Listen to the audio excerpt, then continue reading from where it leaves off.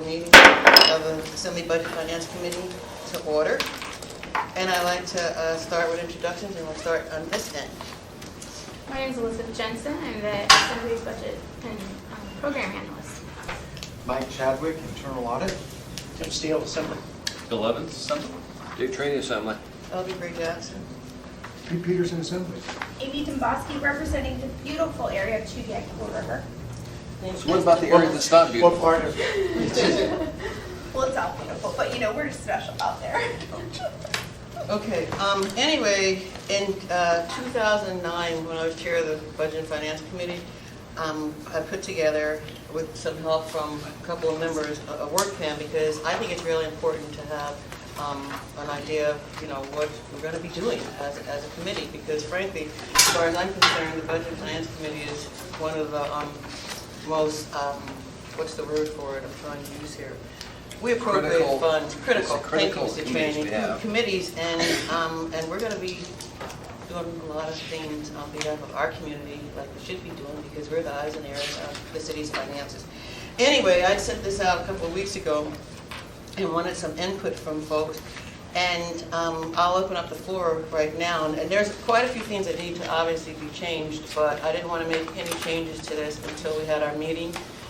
So the floor is open for any comments and suggestions on this plan. And once, after this meeting today, I'm going to revise the entire thing. Hi, Lucinda, thanks for being here. Yes. Can you join us, please? Thank you. So let's, who wants to go first? No? Well, no, I was thinking on the way, I looked at the plan, and having not gone through this rodeo before, and it seems like a fine approach to me, but I would definitely defer to the people who have gone through this process, and if they have comments. Right. Tim? Seems like a lot of work. Seems like I have a big learning curve. But I'm up for it because I agree with you, it's critical. Sorry. And let me just say this, for those who think you have a big learning curve, don't be too intimidated, because it's just, don't be intimidated. We'll be just fine, all of us. Amy? I would love to make a couple comments. In general, thank you, Madam Chair.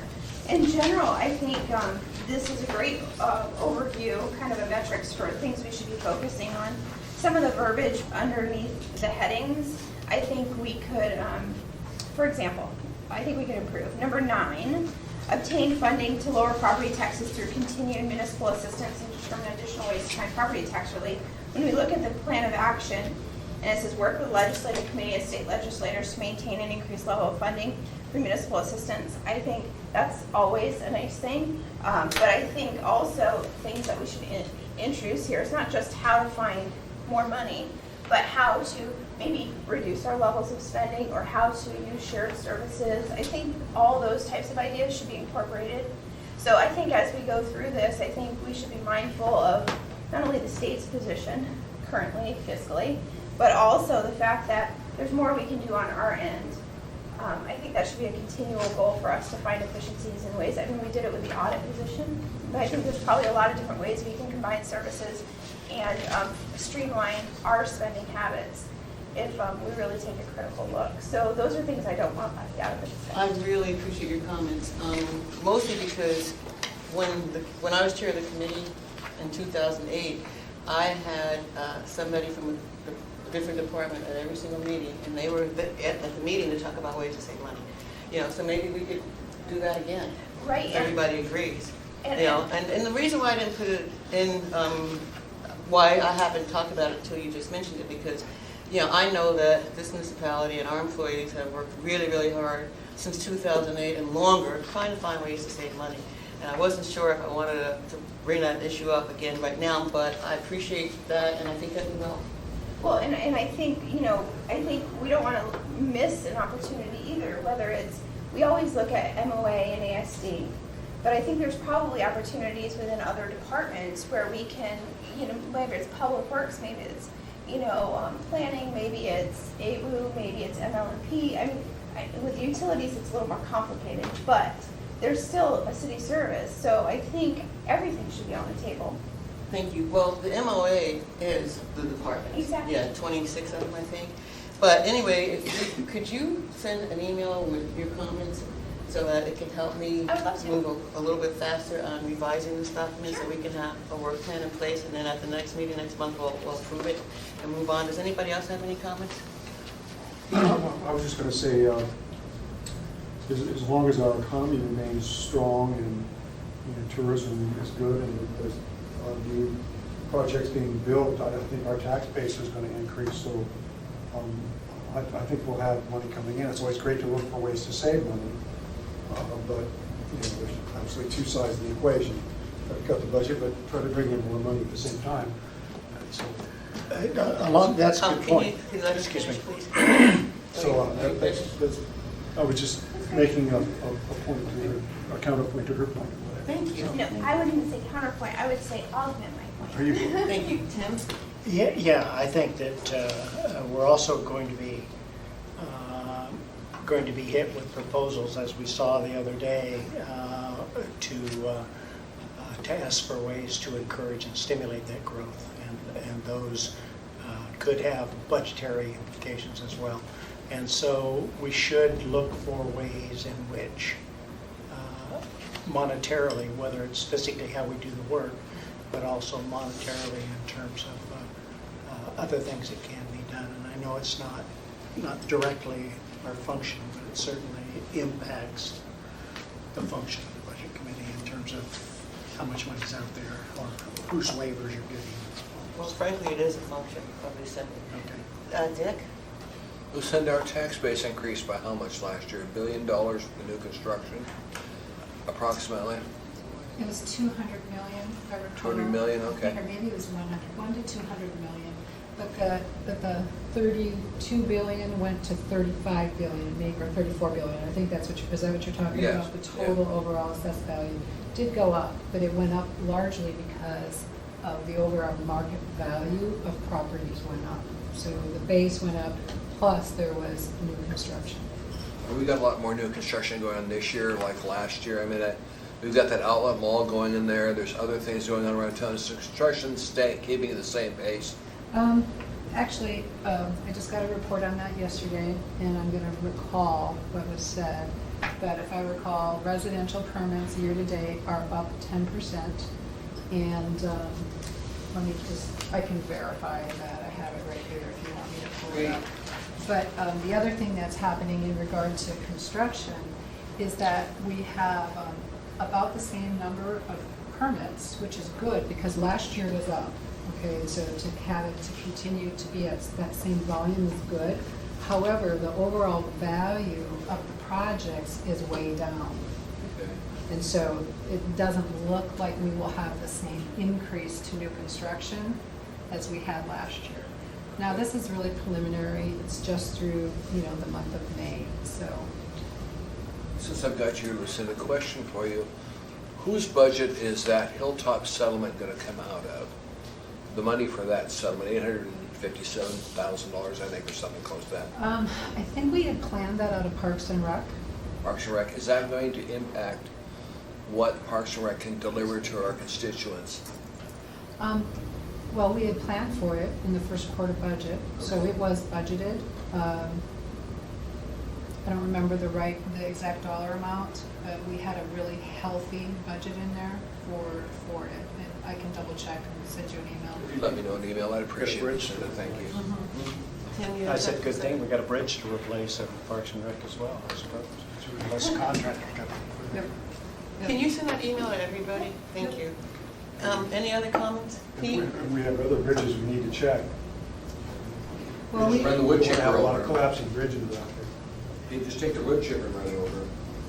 And let me just say one thing, okay, to folks, all right, and not to be controlling by no means, but I like to have orderly meetings, and when everybody talks at once, it gets a little bit out of hand, if you will. So, I mean, I don't want to make us think we're in high school, but this really helps with every meeting that I run, and I really appreciate that, and thank you. Okay, anybody else have any comments on the work plan? Lucinda, do you have any comments? I did not read it. Okay. I don't think I received, did you send it with something? Maybe you didn't get it. I I sent didn't it, get I it. think I just sent it to the committee, but I'll tell you what, when it's revised, you'll be sure to get a copy of it, Okay, and so are you, Mike.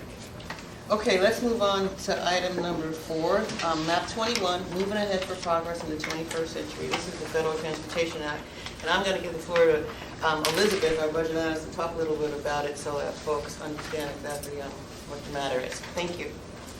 So briefly, in 2012, President Obama signed into law the Moving Ahead for Progress in the 21st Century Act, and that's called MAP 21 is the abbreviation for that. That expires in September of this year, September 30th, and at the time it was good for about $105 billion in funding highway, long-term highway and bridge construction and transportation projects.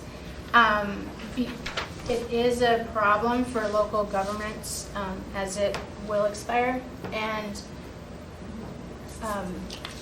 it has been approved by the, let's see, I apologize, the Senate Committee on Environment and Public Works. So they've approved it for a 6-year expansion. And that was last month. Senator Boxer sponsored that. That would be the MAP 21 Reauthorization Act, and it's a long-term bipartisan bill to reauthorize the nation's transportation program. And they would look for funding in things like eliminating Saturday post office delivery. It is going before the Senate and the House. There is talk that it would potentially be approved in a short term, not the whole 6 years, but there's a possibility, maybe 30% chance is the estimate that it would be approved. Thanks, at this Elizabeth. point. And just one comment from me, this is really critical, and I'm fortunate to be involved in National League of Cities because they keep us board members and others up to speed on what's happening. And this is the federal funding that we get through the AMATS program. So my next agenda item is the resolution that's on our agenda, endorsing and supporting the efforts of Congress to pass a bipartisan long-term federally funded transportation program. And this is on our agenda on Tuesday for approval. And I just wanted to, it's in your packet, but I also wanted to give the committee a copy of it. And if you have any comments you want to make today, I would appreciate it, rather than waiting until Tuesday on the floor. And let me just say this, when I brought forward resolutions before asking the federal government for supporting the federal government's efforts, there have been comments that the federal government doesn't really care what we think. Well, that could be more further from the truth, because communities are who the federal government represent, and we are a community. And I think it's important that we participate in these efforts to encourage them to do the right thing at that level. Bill? Is there a specific bill that we're asking them to support, or we're just saying do something? We're saying do something. There is a bill, but I have learned through dealing with my colleagues that they don't feel real comfortable mentioning a specific bill, and I can understand that because things change along the way. So we're just asking them to do something before the deadline. I actually have a question.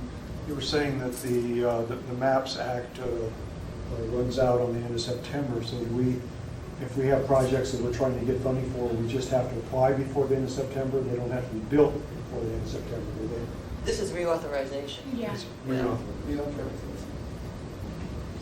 Anything? Thank you. And I apologize, I haven't had a chance to study with this, but from what you're saying, the reality of the situation is in Alaska, we are very dependent on federal money. And we're a small state with very expensive infrastructure compared to other states that have a large population that can draw from other avenues of resources.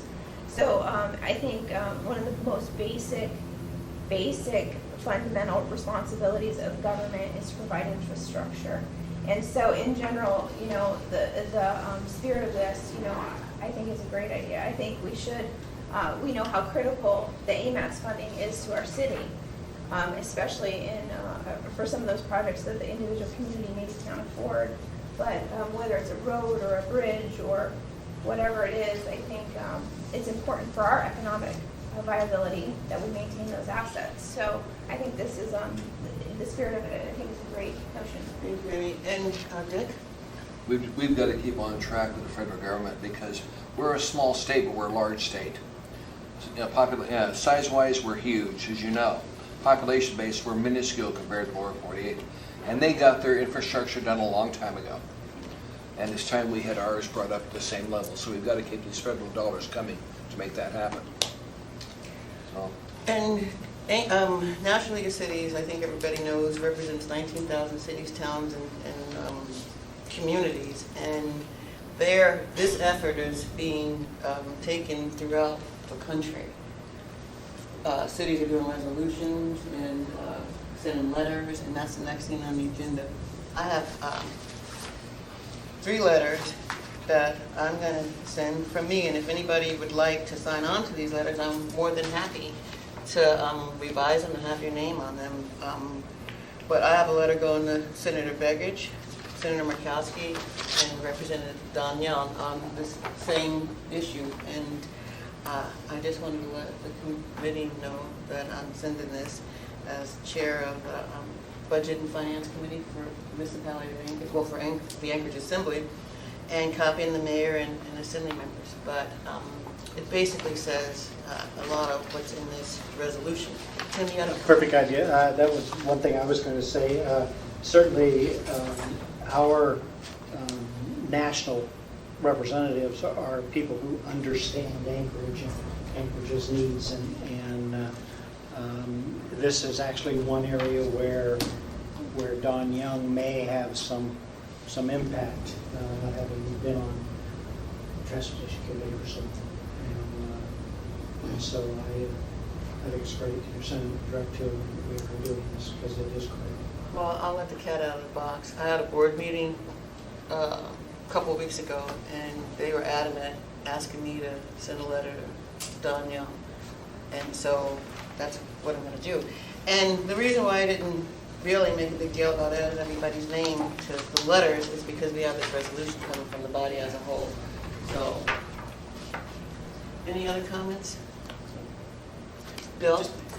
It indicates here that the federal tax on gasoline has not been raised since 1993. Is that automatically how this is going to be funded, or are we just throwing it out there that we'd like to see them? That's raise where it? we get our transportation dollars from. And so we're advocating that be raised in order to pay for this bipartisan bill. That's, yeah. Yeah, and I'm not sure if there are other tax dollars that pay for roads, but I know that the gasoline tax does. Dick? Could be a tax on rubber too for the tires. Okay. Double check into it. There's some components besides gas that comes into it. Yeah, we'll ask Elizabeth to check into and see where other funding may be coming from. Dick? When Don Young was responsible for this years ago, he called it T. Lou in honor of his wife. So we referred to everything as T. Lou when Don was running this back there. Ferries are also included in this, I suspect. Oh, Any yeah. transportation, Oh, yeah. and maybe the Bridges. railroad even, I don't know. Oh, yeah. Oh, yeah. Amy? One last comment, and I'm just going to throw it out there because it's something most of us will think about. You know, the fact of the matter is the federal government is spending at an unsustainable level, in my opinion, and I recognize that. And when I look at it and asking them to spend more money on transportation, but then I go back to what is the core responsibility of government, right? Public safety, infrastructure, education, in my opinion. So, you know, I don't take lightly the fact that I'm asking for federal dollars when, you know, essentially they're operating on an almost max credit card. But at the same time, you know, like I said, I look at this as a core responsibility of government. Do I think they could cut back and spend less in other areas to give to transportation? I do. Do I think they should? I do. But regardless of how it happens, I don't want to see AMAT's money dry up because I know from a large scale perspective, I look at transportation as a fundamental role that we have to fulfill. So, I just, Dick? Well, our government has been spending a lot of money they don't need to spend. But I think on this type of money, we need to do it. And quite frankly, there's a lot of money we send overseas to other countries. You could start cutting there. That's what I was Work your thinking. way down the alphabetic list. When you get to the end, start over again. No? On that thought, though, that doesn't seem to be what we're asking them to do. But we're asking them to increase taxes and just spend more. We're not asking them to reallocate money from other sources that we think are less valuable or other countries. We're just saying, spend more.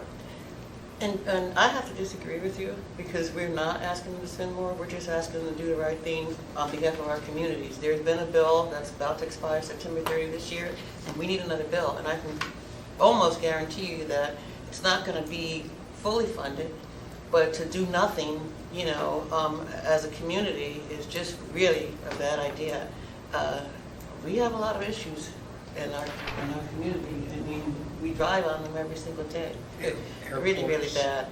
And if you look at the AMS process and the money that we appropriate and approve, that's where the money comes from for the big projects in our community. Pete?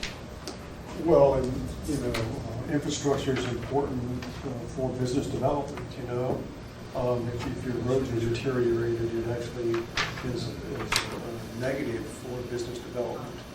And so if our transportation, you know, is up to snuff or is built to make people get around town faster, it actually enhances business development. So in the long run, it's an investment. And, you know, it's like most other businesses, you gotta spend money eventually. Any other comments? I just want to say that I really appreciate the conversation between all of us and the different opinions. It's really important in getting our job done. Do you have any comments, Lucinda? No. Okay, thank you. All right, let's go to number 5, Title 6. I just wanted to make sure that everybody had a copy of the code in terms of finance, because it talks about some of our responsibilities in a nutshell. And the title, what what Elizabeth printed out for us is just the subtitles. You have the opportunity to go to the internet and you can expand on what's there.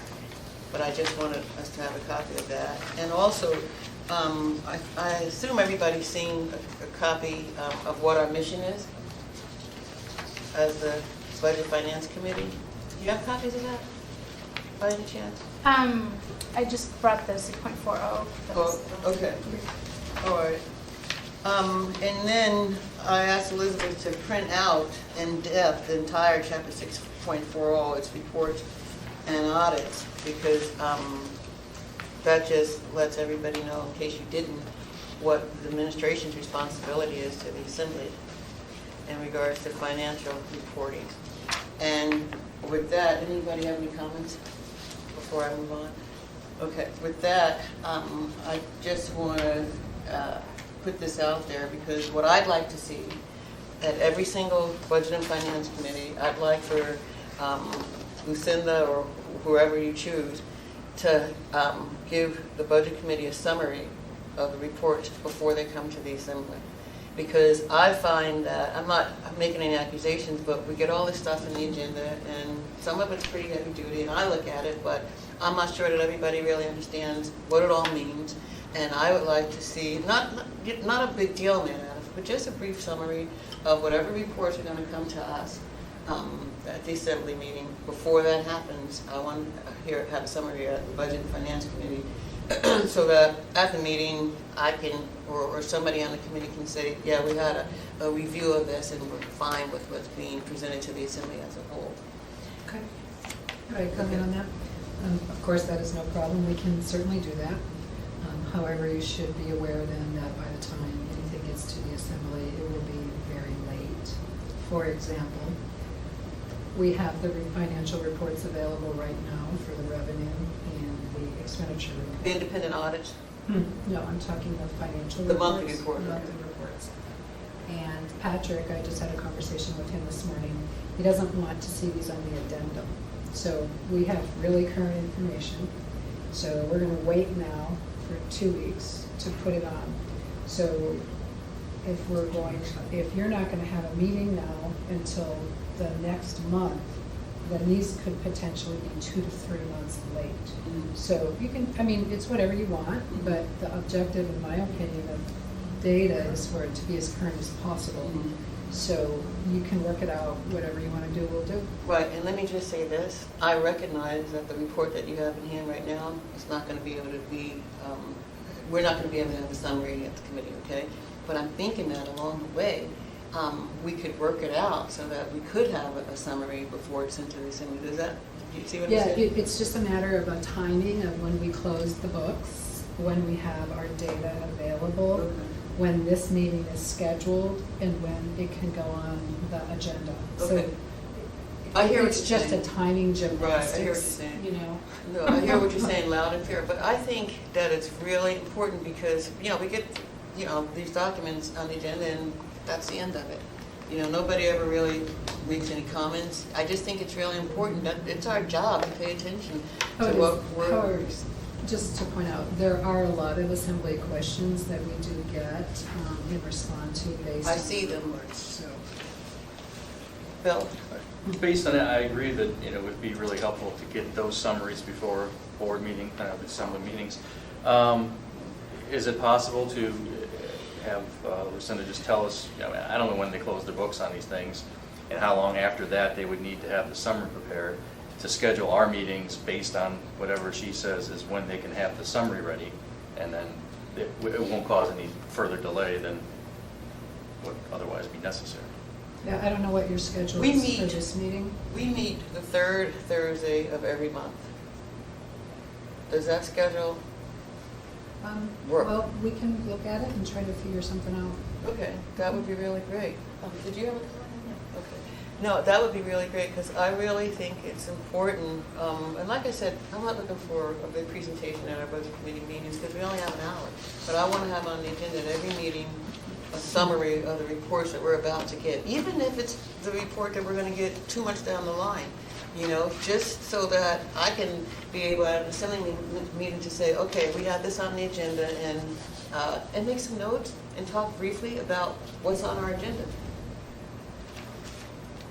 Any other comments? Okay, well, if there are no other comments, we're done. Tim? Yeah, I'm concerned a little bit. One of the revenue streams that we were talking about was the building activity and fees in terms of that. Last year, we asked for the administration to get electronic plan review, and I know that both the mayor and you said that it was in the works, and it doesn't look like that we're going to have it for this building season. And that's such a sore point for the builders. It is, I agree. And we ought to be providing good service. In my mind, it shouldn't take months and months and months to get an RFP together. And last time we heard, that was what was keeping it from getting done. Thank you. So, And I'm not trying to, it's just no, not. I mean, I totally agree with you. I think as a result of doing a reorganization where now this will be the responsibility of Ron Thompson, we will see a lot quicker turnaround on this. The holdup was waiting for the business requirements to be provided by community development. And now that Ron is involved, I think, and I'm not trying to diss anybody, which I know that that's what that sounded, but now that he's involved, he's just a lot more technology savvy, and I think that it will move a lot quicker. As soon as possible. And I don't know how much training is going to be needed for them or anything like that, but that would be such a boon to the contractors, to the customers, Yes. in terms of having an electronic plan. I agree. Thank you, Dick. Last time we looked into this, we were told SAP was the problem because the programmers were all spending their time doing that. There was not the IT staff. And that was from George Michaela. So has that changed now?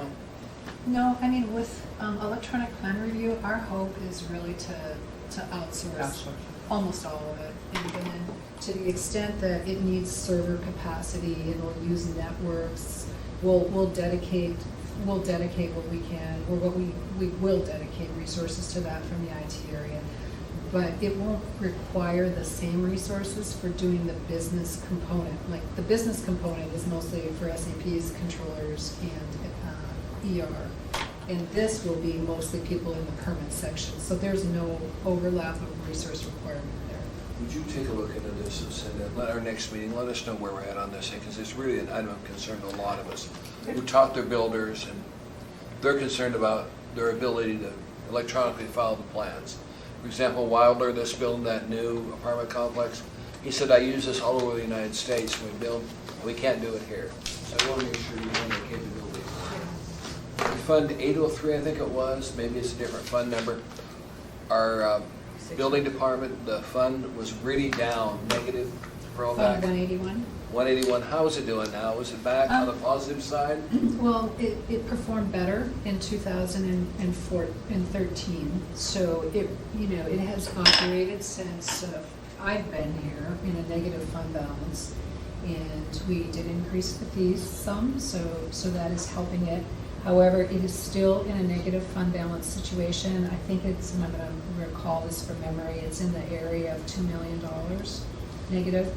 But the revenue report as of yesterday, I think indicated that it was positive 100,000 or so year to date. So that is good. Let me just double check that. But that, let's see. I'll send you a note because I don't want to. I know you guys are working hard at it, we just want to make sure we've got plans, see how we can deal with it to get it in the positive side. Right, and remember, we also made a move where we took some of the functions that were previously in Fund 181, I think it was a lot of the right-of-way, and we moved it into the general fund so that those expenses, because it really was more of an area-wide function, so that those expenses wouldn't be in there, and that would help the long-term fund balance situation. Because you'd still have your same number of revenues, but lower expenses. Thank you, Lisa, we appreciate it. Any other comments? Just so everybody knows, what I'm going to do is send the agenda out a week before our meeting. This way the administration knows what we're going to be asking you to talk about. Okay, and if anybody else has anything you want to add to the agenda, you have that opportunity. And the handouts, hopefully ahead of time also. And as we stand right now, what's on the agenda for the next meeting, besides the usual stuff, is an update on electronic plan review. Mhm. Okay. Any other comments before we adjourn? Amy? Madam Chair, I just want to say thank you very much for having the routine budget and finance meetings. I still consider myself now a sophomore, but I know from my perspective it's very helpful to be able to discuss these topics and kind of get inundated with information on a routine basis, so I really appreciate it. Thank you. Any other comments? Meeting adjourned. Thank you, everybody.